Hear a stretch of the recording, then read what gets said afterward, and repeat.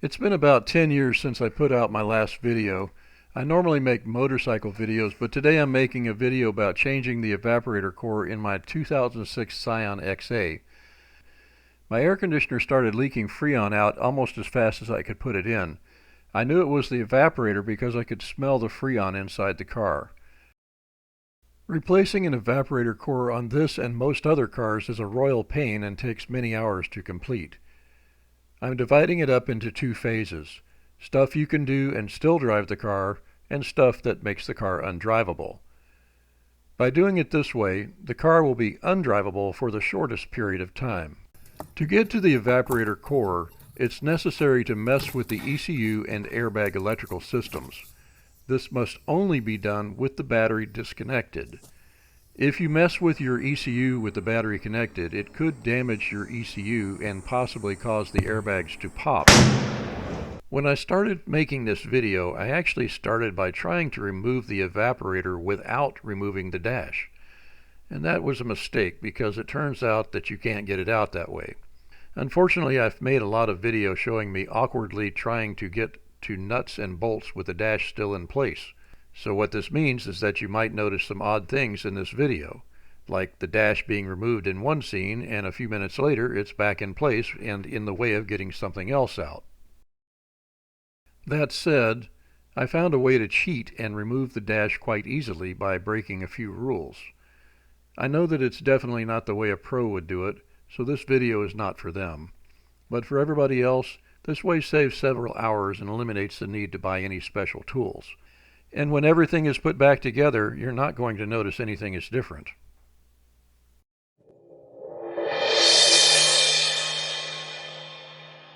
In the first phase, I'm going to remove a few parts that don't involve anything electrical. If your car still has a partial refrigerant charge, the laws where you live may require that you recover it. I'm not going to cover that here because in my car all of the Freon is already leaked out. Start by removing the trim pieces that cover the roof support columns. You'll need to do this on both sides of the car. Now, using a plastic knife or screwdriver, pry off the dash end caps on both sides of the car. They are held by friction alone and have no screws.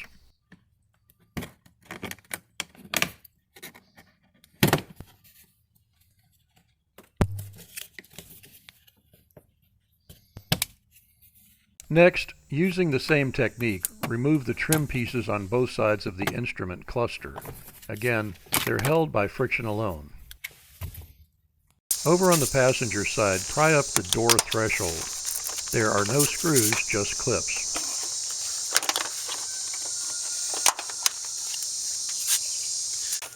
Open the glove box and remove it by squeezing the upper tabs together.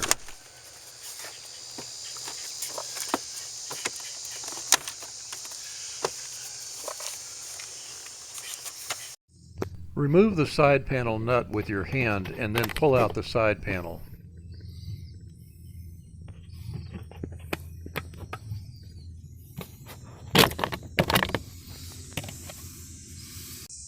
This exposes one of the bolts that holds the lower dash. Go ahead and remove that bolt now.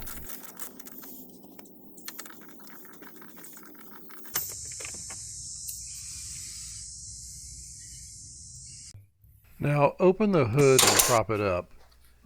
We need to remove the clamps that hold the refrigerant lines to the evaporator. At this point, the AC system must have zero pressure in it or you may lose a few fingers or possibly even your eyesight.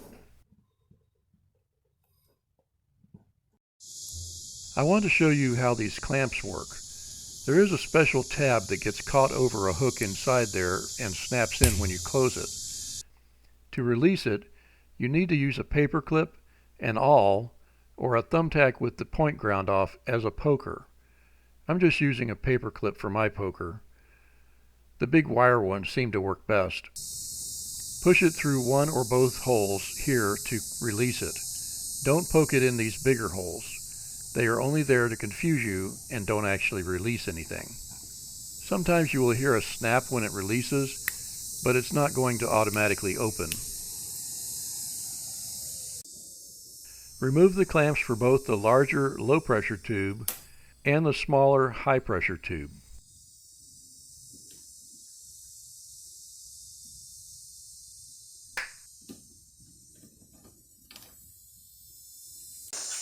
Now remove the bolt that holds the rubber refrigerant hose to the fender.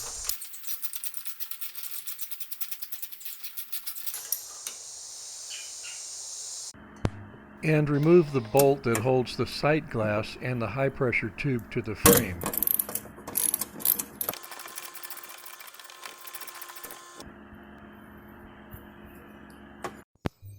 Go ahead and remove the larger low-pressure tube by rotating and pulling on it. Don't try to pry it loose with a screwdriver because you can damage the flange.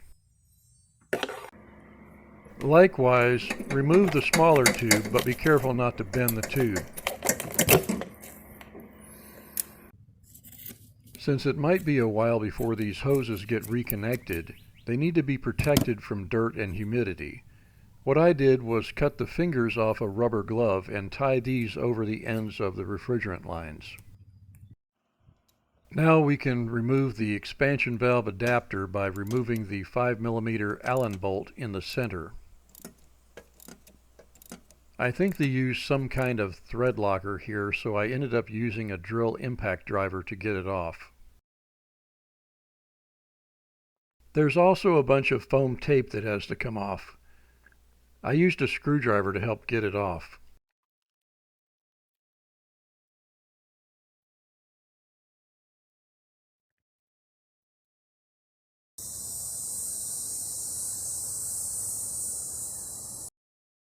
Underneath that is the expansion valve. Remove the two 4mm Allen bolts holding that on.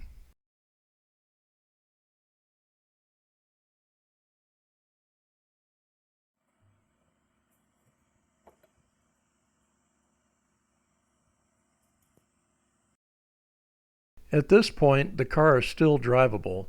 If you do plan to drive your car, secure the refrigerant lines back to the fender and frame with the original bolts.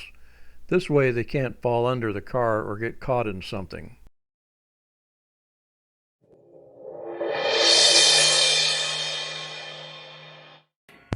Now it's time for phase 2 of the evaporator core removal. In this phase, the battery must be disconnected and your car will not be drivable until you're done. Start by opening the hood, propping it up, and unbolting the negative terminal of the battery.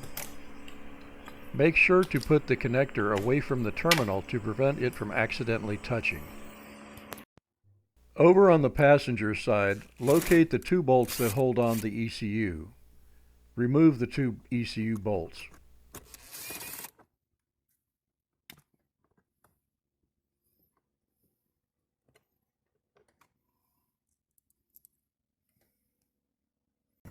There is a plastic ECU cover under there that just snaps in. Make sure you make a note on how it fits in there as you remove it. It's sometimes hard to get back in correctly. With the bolts removed, pry the ECU back a little bit to get it unhooked from its mounts. Then it just drops down.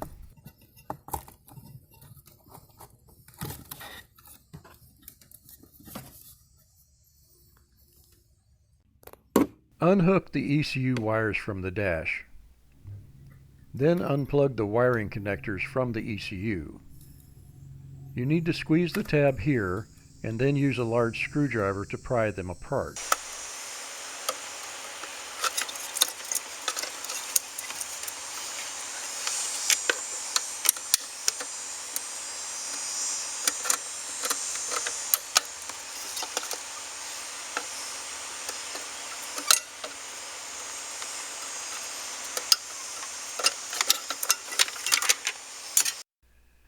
Don't worry about which ones go where. They are each keyed uniquely so they only go one way.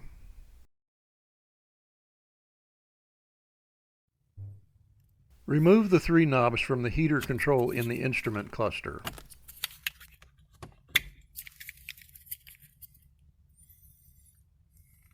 Then remove these two screws under the knobs and also the ones here on the sides.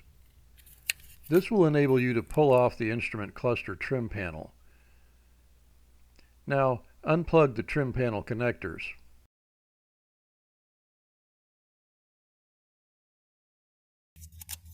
Use your finger to release the catches that hold the heater control unit.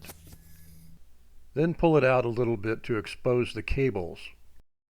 Use a screwdriver to hold the plastic cable retainers open and then pull the cable out. Do this for both cables. Under the heater controls is a covered storage area.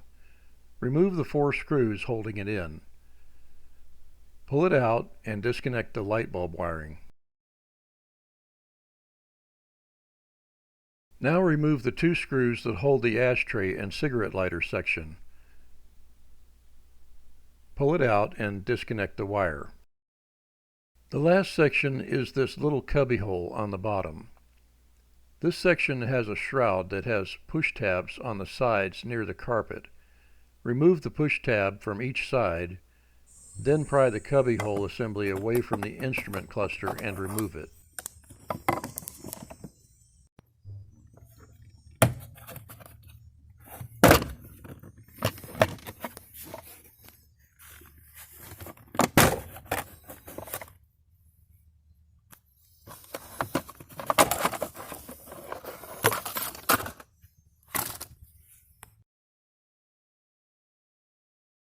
Up at the speedometer, remove the 2 plastic Phillip head screws from the bezel. Unscrew them about 1/8 of an inch and then use a flathead screwdriver to pry them out. Here is a better view of what the plastic clips look like. Carefully pry out the bezel and remove it. Now remove the 3 bolts that hold the speedometer assembly.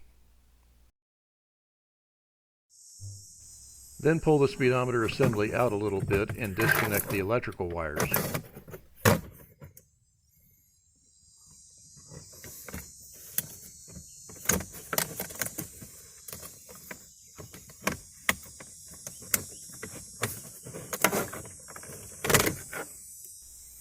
And then remove it the rest of the way. Right here is a secret bolt that holds the dash on. Go ahead and remove it now. Now let's go back down to the radio.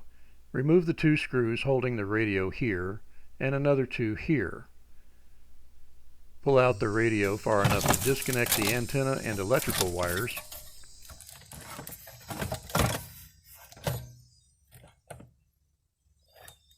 Then pull the radio completely out. Looking up through the glove box hole, you'll see a large bolt. This connects to the airbag. It has a good bit of torque on it, so you might need to use a breaker bar to get it off. Next to that bolt is a yellow electrical connector for the airbag.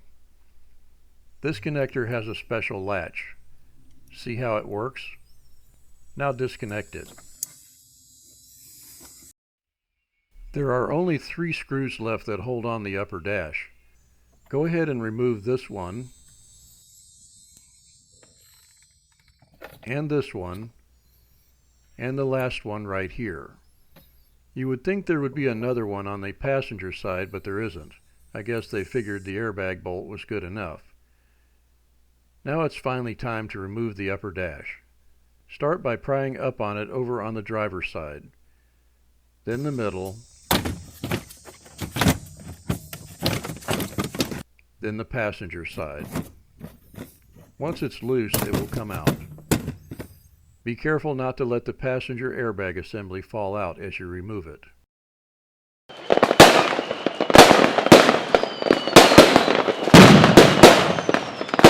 Unfortunately, it's not quite time to celebrate. We still need to remove the lower dash as well. Normally this would involve pulling the steering wheel and several more hours of work, but I did things a little different. In Scion's version of the Kobayashi Maru test, I cheated by cutting the lower dash in half. Both halves are independently supported, so there is no structural need to have them connected, and the cuts are hidden under the controls so they can't be seen when everything is put back together. We only need to remove the right section, which doesn't involve the steering wheel. To do this, I used an oscillating multi-tool saw, which is the best tool for the job. If you use any other kind of tool, you run a high risk of damage or injury. Using a hacksaw blade clamped in a pair of vice grips would be the only other way I would attempt this. I sliced through the 3 plastic crossmember bars that connect the left and right dash sections. Just above the lower crossmember are screws that hold the lower dash in place. Remove only the one on the right. Now, over on the passenger side up top is a crossover bracket that bolts the lower dash to a steel frame tube. Remove that and then unclamp the wires attached to it. There's a secret screw holding the lower dash to one of the vent pipes. Go ahead and remove that. Lastly, there's one lower dash screw that I forgot to get video of. It's located right here under the upper dash. You'll need to remove it as well. With all the screws removed, the lower right dash should now pull right out.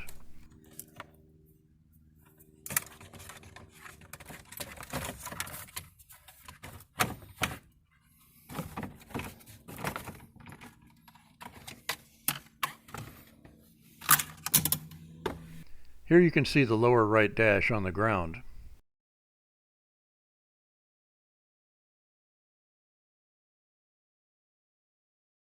Now that both the upper and lower dash are out of the way, it's finally time to remove the airbox.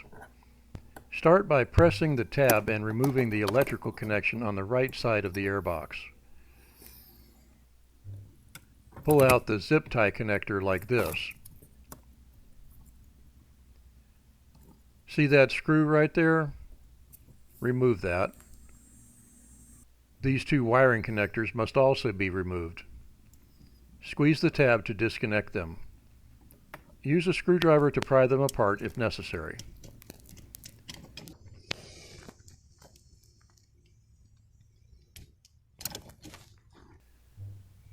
Now let's go up on top and disconnect the servo and the AC control unit.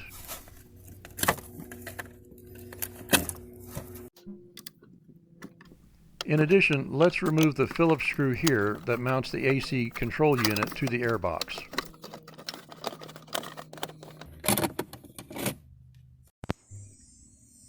Now let's go back down to the right side of the airbox and remove this nut.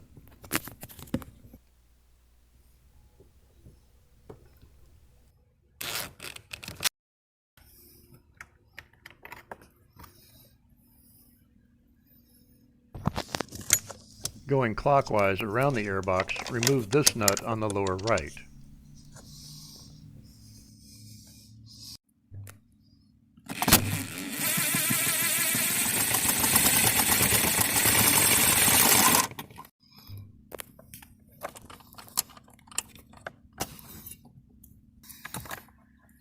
Then this bolt and the nut behind it.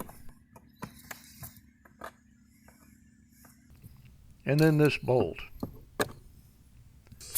The next nut is located on the firewall next to the upper left corner of the evaporator box. That's it way back there. It can be accessed from the front using a long extension with a deep socket. It's not very tight, but a bit difficult to reach.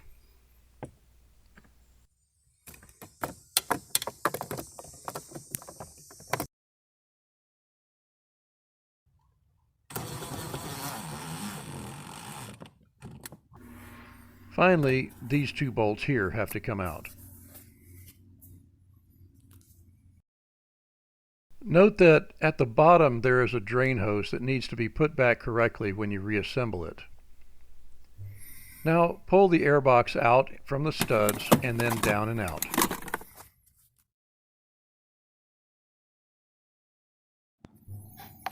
Once the airbox is out on the ground, remove the thermistor like this.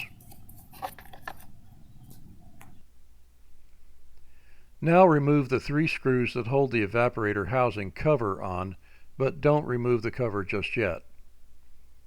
Use a razor knife to split the gasket along the fracture lines of the evaporator housing cover. Try to cut all the way through the gasket, unlike the way I did here.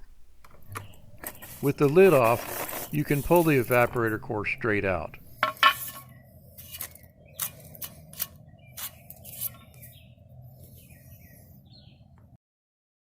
Go ahead and clean the airbox up a bit and you are ready to slide in the new evaporator. Put everything back together in the reverse order of the way you took it apart. When dealing with refrigerant lines, you will need to replace the old O-rings with new ones and lubricate them with the proper refrigerant oil. Although this video only covers the evaporator, the rest of the system may require flushing or other new parts before charging. Anyhow, I hope you found this video useful. If so, go ahead and hit the like and subscribe buttons. My videos are not monetized, but I get a lot of satisfaction seeing the number of likes and subscribes grow. If there's enough of them, maybe I'll publish the next video sooner than 10 years.